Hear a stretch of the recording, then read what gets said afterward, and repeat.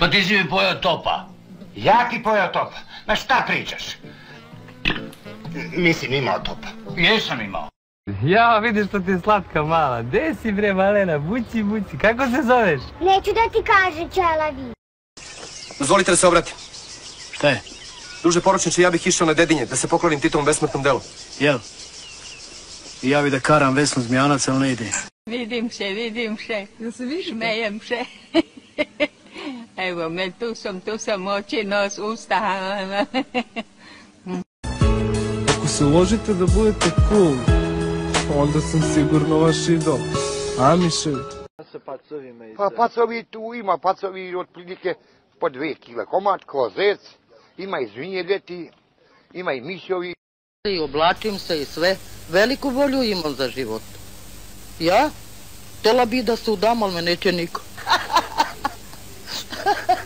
Ovaj biceps je najmanje od dizanja tegova. On je najmanje od dizanja tegova. On je od udaranja u džaka, udaranje maljem u traktorsku gumu. Vidiš da može da se vozi i bez kočnica. Možda se vozi, ali ne može da se zaustavi. Pa šta sviraš, svirnem ti ga sestri. I onako ako ostane sa mladićima, Lazo, kako sam to ono naučio? Napunit ćemo je glavićima. Dakle, tebi ovoliko opijata, jeli bre? Nije našli smo. Našao si. Kako ja nisam našao? Ovaj biceps je najmanje od dizanja tegova. On je najmanje od dizanja tegova. On je od udaranja u džaka, udaranje maljem u traktorsku gumu. Stoj, ko ide? Ja sam Zoran. Kaži lozinku. Šta ti bre, ja sam Zoran. A ja sam stražen i ne puštam dok ne kažeš lozinku. Jedi govno.